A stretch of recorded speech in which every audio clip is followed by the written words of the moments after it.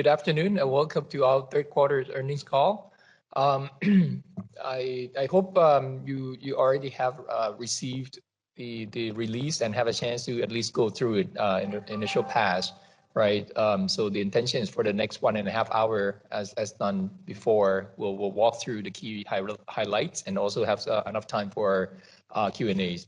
But let me also want to make sure that you guys probably have questions in and around the recent announcement SCBX. But please, this call is primarily limited to the earning call of the group, right? Any strategic changes or kind of future perspective and things like that, understand is probably still top of mind for many.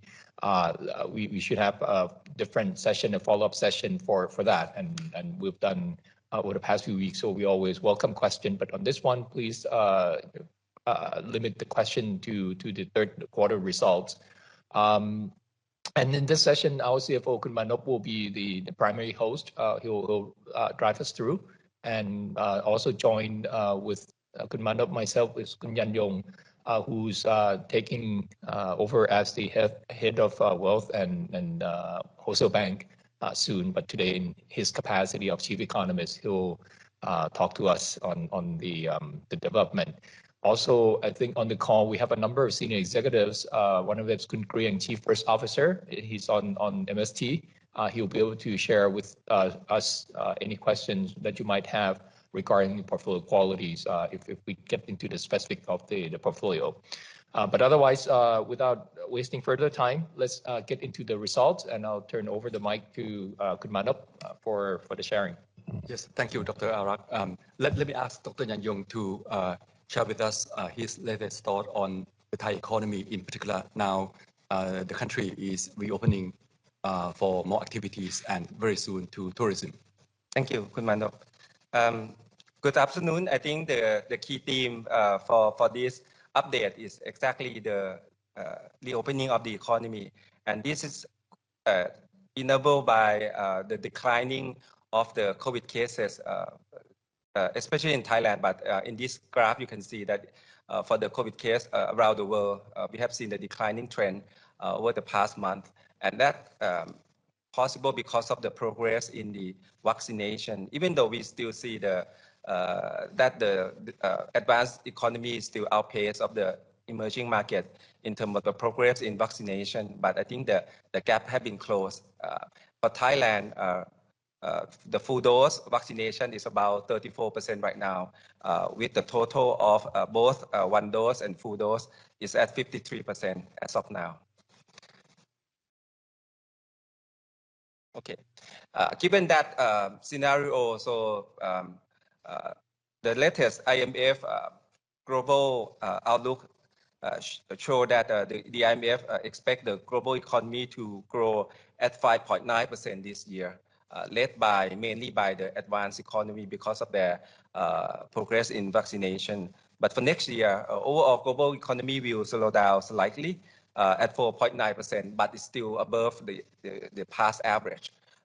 And you can see that for the arrow, most of the advanced economy will have a growth deceleration because of a high base from this year. But most of the emerging market will catching up, so the growth will be higher next year compared to this year. Obviously, one of the themes that most analysts also focus on is the risk on inflation. But I think YIC shared the view that the inflation risk, even though we see the higher price of energy this year, that even though the pressure will still be there, but in terms of the pace of inflation, it also should subside next year as well, which coincide with the view of the IMF that both inflation, both in advanced and emerging market, should slow down next year. Now, next piece. Yes. So with the growing global economy, so that have support the expansion of the Thai export this year. But as you know that the Delta outbreak, especially in the third quarter of this year, have resulted in some slowdown of the PMI the purchasing manager index throughout the world, especially in ASEAN area. So that have caused the Thai export in the third quarter to slow down slightly, but it's still growing year on year at an impressive number. Overall, this year we forecast that the Thai export should expand around 15%, and it's quite broad-based. From the table that I showed, that see a lot of green color, meaning this export expansion will be broad-based in most of the sectors. For next year, we still forecast continuation of growth, but at a slower pace. So next year, the export from Thailand should grow around 5%. Next, please. The key indicator in the theme of the reopening economy is the steady progress of the vaccination in Thailand. I think before early on in the year, Thailand may have some difficulty in terms of acquiring adequate amount of vaccine, but I think that bottleneck have been resolved. I think the government have been successfully acquire adequate amount of vaccines both for this year and continue for next year. So we are projecting that the end of this year, the full dose vaccination in Thailand should reach 60%, and then we should be able to achieve around 70 and 80% vaccination by the end of first quarter next year. And afterwards, I think the focus will be the booster dose to continue to maintain in terms of the herd immunity in Thailand. And with that, next page, please. With that progress in vaccination, we can see that the continued declining trend of COVID cases in Thailand, and that have also led to lower case of hospitalization as well as the severely ill cases. Next, please. And that's why I think the government have decided to opening up Thailand for tourists. As you know that since July, the government have announced the Phuket Sandbox, but that is only in a small area. But towards the end of November 1st, towards the end of this fourth quarter, the government's intention is to opening up the whole country for those international tourists with full vaccination and with negative test of COVID to be able to come to Thailand without quarantine. So that's a big step. And but we start from a selected number of countries first, and then the government intend to expand this list going forward. EIC are projecting that the tourist number this year will be around 170,000 tourists, but will expand much further next year at 6.3 million tourists. Most of them will come in the second half of next year. Obviously, it's still significantly lower than the 40 million of the tourists in 2019, but I think it's a big improvement, and that should start the revival of the tourism sector in Thailand. Now, next slide, please. If we look at the domestic economy, this graph we are showing you the high frequency data from the Facebook movement as well as the Google mobility. So we can quite certain to say that the Thai economy have passed the bottom point already, since the government have lower the lockdown measure, have eased the lockdown measure. We have seen the activities have picking up gradually. Now, so we expect that the Thai economy will reach the bottom in the third quarter of this year and gradually improving in the fourth quarter of this year. Please, next please. But overall, we still forecast the growth of Thai economy to be a gradual process because of as we have been documenting in the past, that Thai economy still face some significant challenge in terms of scaling impact from the crisis. So we still see some weakness in the labor market with long-term unemployment show picking up the trend with also the formal worker share also declining. That's not to say that job opportunity is it's very difficult, but actually from the JobDB, which is the online job posting in Thailand, we found that many jobs that are being posting right now actually is concentrated in e-commerce, in transport and logistics. So that consistent with I think the acceleration of the digital transaction as well as e-commerce in Thailand, while the face-to-face jobs are still contracting compared to last year. So I think there's a job there. The challenge that the government focusing on now is try to reskill workers so that they can find alternative jobs. The last scaling effect is in terms of household debt as well. Household debt to GDP actually declining slightly in the second quarter of this year, mainly because of improvement in the GDP in the second quarter of this year. But we also monitor that I think the household debt problem is still a significant problem, especially for the low income household. But for this challenge, we believe that it will be gradual improving with the opening up of the economy that should lead to improvement in the household income. Next, please.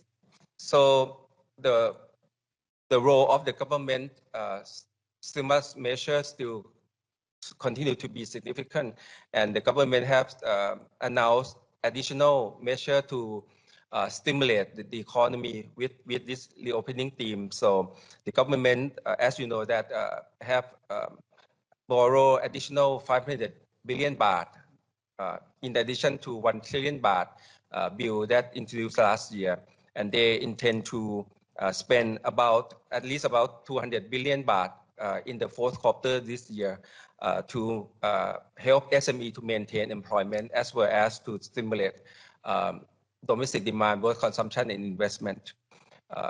Another significant progress is the lifting of the public debt ceiling from 60% to 70%. EIC projecting that with with existing borrowing plan, the public debt to GDP in Thailand will reach 65% at the end of next year. So that with the debt ceiling being lifted to 70%, so that allow room for additional spending if government deem necessary. Next, please. Now, one of the issues that I raised early on is in terms of inflationary threat. But in Thailand, despite the energy price increase, but we are still project that the headline inflation in Thailand still should be in the range that are manageable. This year, we forecast at 0.9%, and next year up only slightly to 1%.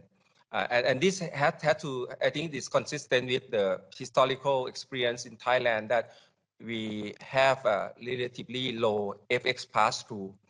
So this is different from many other emerging markets when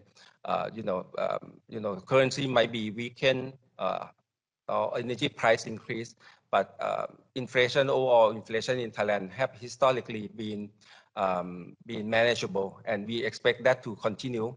Right now, the government also introduced some measures to minimize the impact of higher energy prices on household consumption. Obviously, this might lead to additional fiscal burden, but I think, as I mentioned to you, that the government should have additional room to address this. So overall, I think the impact of inflation on Thai consumption should be manageable with existing government measures. So I'd like to end my presentation with the overall projection of the Thai economy. So this year we are forecasting the GDP growth at 0.7%, which actually is the same one that I think I introduced to you in the early on in the last meeting. For next year, the Thai GDP will expand at a higher rate at 3.4%, and the engine of growth will be more broad-based compared to this year. This year, the engine of growth mainly from export of goods and government spending. But next year, I think not only export of goods, tourism should start to recover, even though at a slow rate, while the domestic demand, especially private consumption and private investment, also would take some baton from the government spending. We also expect the Bank of Thailand to continue to keep the policy rate at 0.5% throughout this and next year. So these are key message I'd like to share with all of you. Thank you. Thank you, Dr. Yan Yong. So let me now walk you through key points from our third quarter results. We believe that our performance continued to be quite resilient. In particular, when we think about the country had gone back to very much countrywide lockdown for about 2 months. And for us, we actually reopened the debt holiday program to our customers, mainly in retail and SME for 2 months. So really, we spent the large part of the third quarter trying to provide further assistance to our customers. We still maintain a very prudent approach in managing overall asset quality.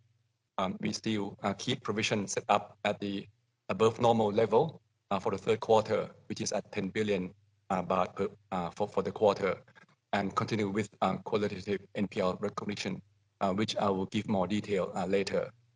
New development in the third quarter, as you may be aware of, we began to work with our customers on long-term comprehensive debt restructuring. And this is to make sure that customers who deserve this long-term restructuring will increase their long-term survival. And at the end of the day, will also help banks' balance sheet. We expect the momentum on this front to accelerate in the fourth quarter. Other than that, we have been trying to manage our fee income and cost really well. And the board also announced interim dividend for this year under the BOT's guideline. So let me go into the first part of the discussion, which is asset quality. Loans under the relief program at the end of the third quarter stood at 464 billion baht. This was about 20% of our total loan port. And as I mentioned early on, we reopened the debt holiday program to retail and SME customers. So we did have about 124 billion baht of customers coming in through this program, enrolling into this program, primarily from retail customer segments. So this program lasted from July and August. Nonetheless, we have been monitoring payment profile of our customers. One of the parameters that we have been monitoring throughout this crisis is the payment profile when customers end their program. So the payment ratio in the third quarter upon program expiration for our customers remain at around 90%, which is still within our expectation. So that means that the non-payment or the portion that is at risk is still within the high single-digit percentage, which we believe at this level should be something that can be manageable with our provisioning level and all that, and so on and so forth. We started the comprehensive debt restructuring process already in the third quarter, and we earmarked around 500 billion baht of customers who would need this long-term solution for their eventual survivals. Originally, when we made our announcement in the second quarter, we believed that we should be able to do this, complete all the restructuring by the end of this year. However, when we look at the announcement of the Bank of Thailand, which was on the 3rd of September, the Bank of Thailand actually allowed banks to implement this program up until the end of 2023. So that means that we actually have over 2 years to implement this program. So we kind of believe that we shouldn't be in a rush to complete or execute this within this year. So that means that we going to have more times to assess the situation and also to really understand the real needs from our customers. So for this year, we set the target. We're gonna execute and complete the long-term debt restructuring by about half, so roughly 250 billion baht. So in the third quarter, we did some already, but the proportion is still quite small. I would say less than 10% of what we set as a target for the entire program. So in the relief program number 464, that actually included a portion of the customers under the long-term debt restructuring already. And we expect this momentum to gather pace in the fourth quarter. So, but in this year, we should expect 250 billion baht will be completed already in terms of debt restructuring.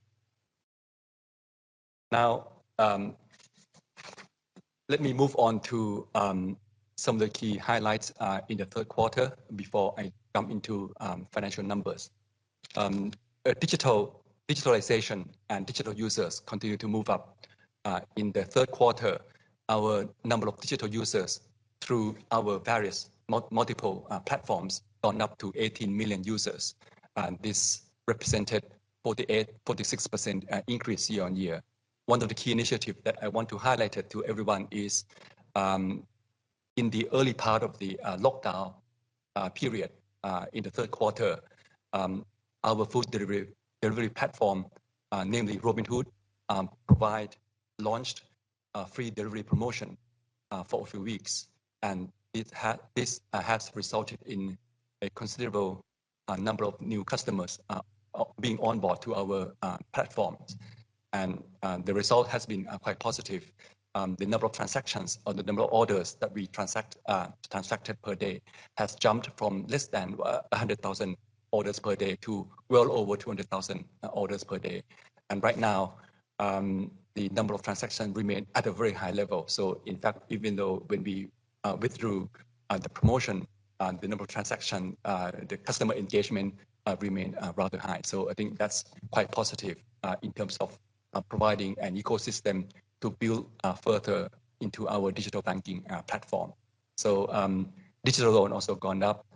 Digital revenue edged up a little bit in terms of percentage, around from 4% in the second quarter of last year.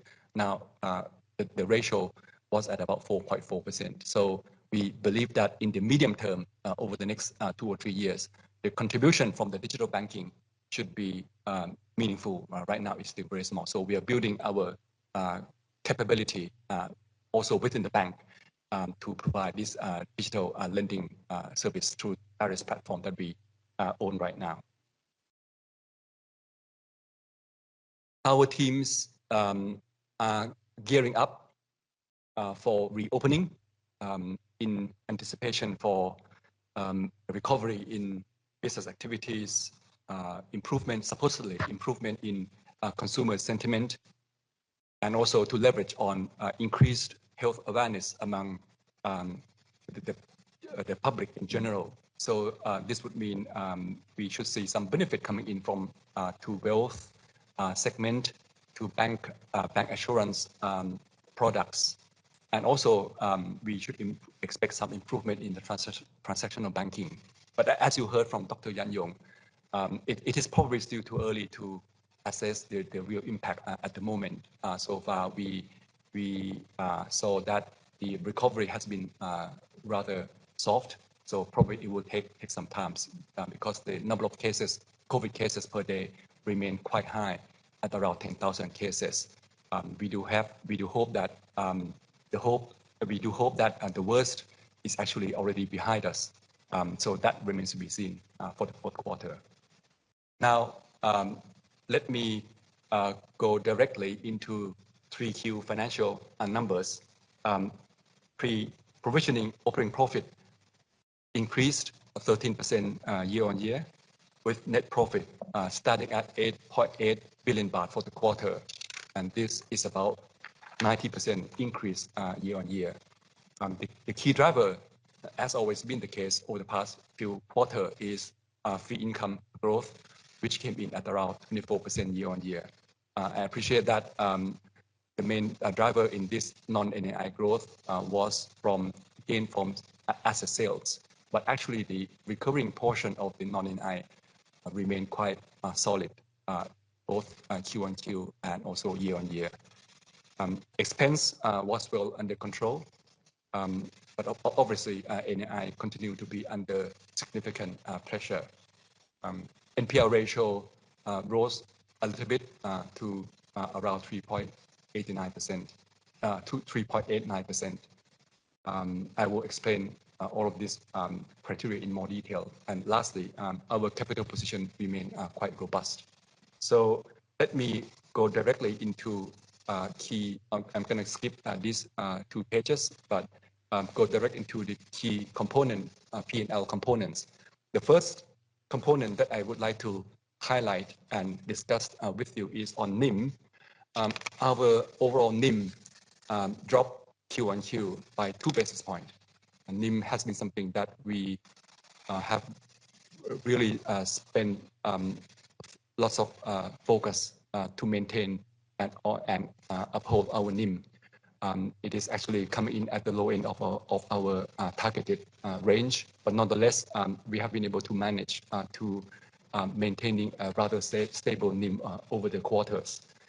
Within this, actually, I will explain later on that our LD ratio actually dropped a little bit in the third quarter. So basically, liquidity was still coming in partly because of the lockdown and hasn't really going out yet by the end of the third quarter. So this has put pressure on yield on earnings assets, so to speak.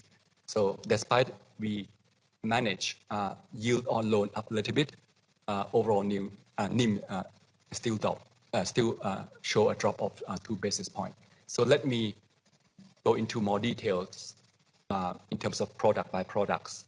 Overall yield on loan, retail segment showed a yield drop on a Q-on-Q basis. Corporate showed some improvement because we have been trying to rationalize loan in the corporate portfolio in order to optimize our overall loan portfolio. SME showed a bit of an uptick. Let's not read too much into this increase, but I think the main reason that there was some is because of some technical. There was a technicality reason. The soft loan that we granted towards the end of the second quarter and in the third quarter was on the term loan basis with a step-up rates towards the end of the term loan, and the step-up rates towards the end of the term loans could be as high as 5 to 7%. This is in contrast to the soft loans programs that we granted early on, which was on a 2-year fixed rate of 2%. So as a result, in the third quarter, there was a delta EAR, a large amount of delta EAR that we recorded on our P&L. So there was some technicality, but after that, so this contributed a little bit over half of the Q-on-Q yield improvement.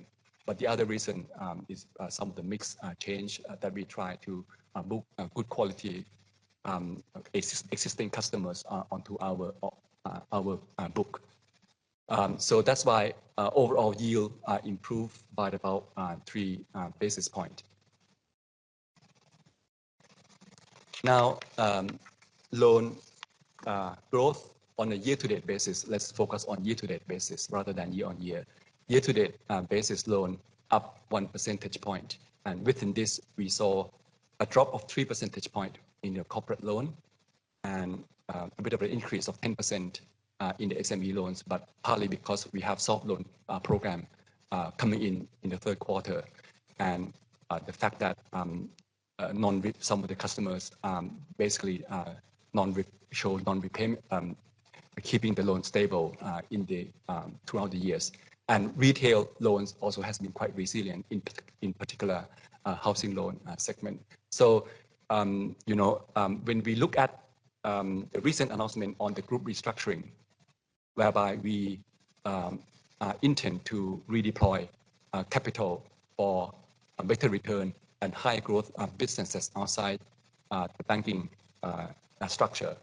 This would mean that we would need to be very disciplined in terms of risk return consideration for balance sheet usage. So as a strategy, which we have been implementing, which is a flight to quality strategy, but we're going to be even more rigid in terms of utilizing our balance sheet. So the growth in the balance sheet will more or less in the future be in line with the macroeconomic growth. So we will not be too aggressive in terms of growing our balance sheet. So throughout this year, towards the end of the year, probably the loan growth will be rather muted. Now, moving on to NPL, which is the second part of asset quality. What I would like to highlight is that new NPL formation has gone up on a quarter-to-quarter basis, up to 15.2 billion baht. Within this amount, there was around over 3 billion baht from qualitative assessment.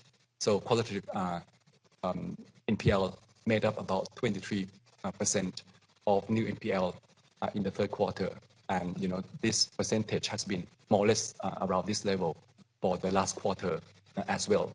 So we continue with qualitative recognition in the NPL because we think this is just a matter of prudent practice. And the other point that I want to highlight in the NPL page is that we also have higher loan in the stage 2. For us, we constantly monitor loan quality in our overall portfolio. Very much the same concept as qualitative NPL. We are also conducting a little bit of the qualitative stage 2 recognition. So in the third quarter, we moved some of the customers now to stage 2, where we believe they deserve de-rating in terms of their risk rating. So that also attract higher percent ECL. So that's why you notice at the end of the bottom of the page that stage 2 percent ECL for stage 2 also gone up from 18% in the last quarter to 21% in this quarter. So I think the general trend is that we have seen our percent ECL for the entire portfolio gradually moving up from less than 6% last year to right now 6.5%. So also we want to make sure that our provisioning level is sufficient. But one point to highlight is that when you look at the NPL trend and new NPL formation on a segment by segment basis, given we have been doing quite a lot of qualitative downgrades for SME segment, and last year we started to do a lot of this because we believed back then that SME was the segment that could be at risk. So this year you can notice that we already see a downward trend for 3 consecutive quarters already for new NPL formation in the SME sector. So I think that's something that at least for SME segment, the risk is rather well under control. But generally speaking, we can say that our NPL, eventual NPL, should be well within our expectation and under still very much manageable. So if you look at staging, we disclose our staging on a total portfolio basis. Roughly 89% of our total loan port is in stage 1 and the remaining in stage 2. So stage 2, and I'm sorry, the remaining stage 2 and a little bit in stage 3. So stage 2 and stage 3 combined was about 11%. But if you look at only relief portfolio, stage 2 and stage 3 combined right now was about 21%. So because we downgraded some customers to stage 2 in the third quarter and actually in the relief program. So in the relief program, we believe that 20% or above stage 2 and stage 3 combined is already quite conservative and prudent enough for us in this crisis.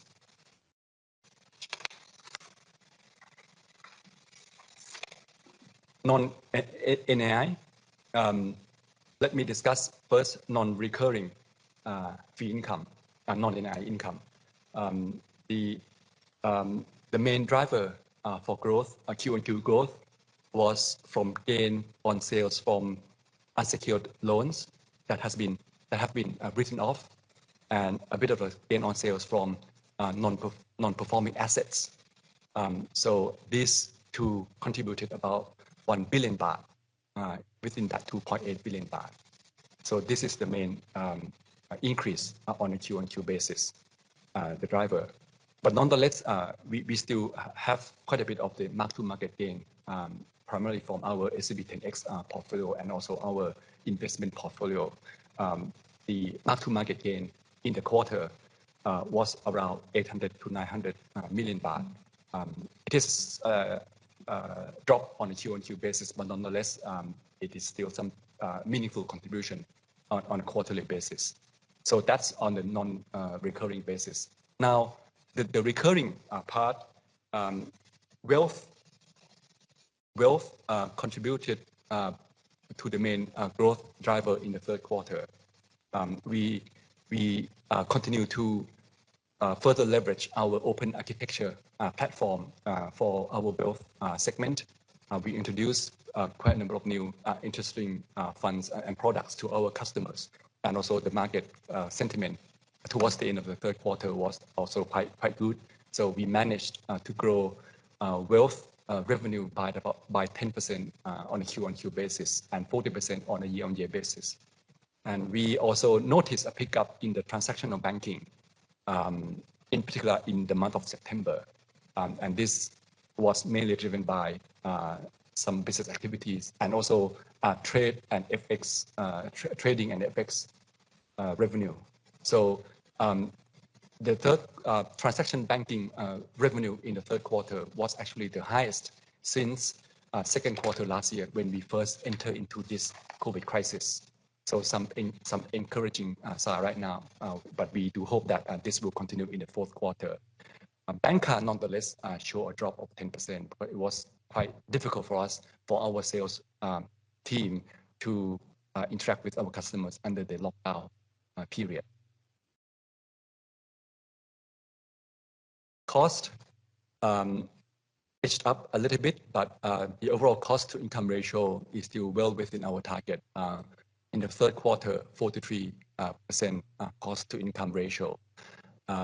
We continue to bring down the number of branches, even though the extent of branch closures was smaller than last year. But we going forward, we will try to reconfigure our branches in such a way that it will lower cost, operating cost per branch basis. And we managed to bring down our headcounts a little bit in the 9 months of this year. So I think for the rest of the year, for this year, I think costs should be very much well within our expectation. Quality, liquidity, not a problem for us, but I pointed out early on that LD ratio dropped a little bit to 95% because of the lockdown and with liquidity from our customer actually coming back in. But the good thing is that it is mainly CASA liquidity that is coming into us that give us better cost structure. But nonetheless, on the overall balance sheet basis, it did put some downward pressure on our overall NIM. Capital position in the third quarter, we appropriated net profit in the first half of the year. So that's why our CET1 gone up to 17.3% and our total CAR ratio gone up to 18.4%. And if you follow our restructuring announcement recently, if you are doing nothing with no restructuring or with no capital redeployment, we're going to be accumulating our capital rather quickly. and by this time next year, it could be very well gone up to 18-19%. So we believe that with the new structure, we're going to keep the capital at the bank level at a very healthy level to keep the bank safe and sound. So we kind of see that a CET1 at around 15% and CAR ratio at around 16 to 16.5% should be enough to keep the bank safe and sound and operate on this on a sustainable basis. In the third quarter, the board announced an interim dividend of 1.43 baht per share, and this is still within the Bank of Thailand's dividend guideline.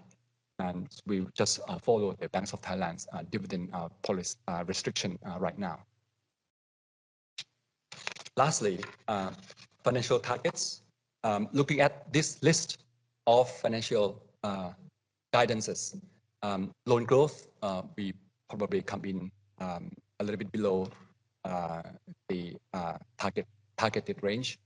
But as I mentioned, it is by design. Our strategy is not to grow aggressively on our balance sheet, and we rather preserve our ammunition for better growth and better return elsewhere. But if there's opportunity, in the banking environment, we obviously will pursue that. Net interest margin, we probably will come in still at the low end of the range. Non-NII growth, originally we expected a flat growth. Now we believe we should be able to achieve reasonable growth rate for the whole year. Cost to income ratio, no issue there, still within expectation. And NPLs, it depends on the assessment that we will be working with our customers on the long-term debt solution for our customers. There could be some NPL going up further, but nonetheless, we believe that it should still be well within our expectation of 4 to 4.5%. Credit costs, for now, we will maintain at around 10 billion baht per quarter for the rest of the year. And that should give us still rather comfortable coverage level. And we believe anything above 130% should be fairly comfortable. So let me end my presentation here, and let's open the floor for questions and answers.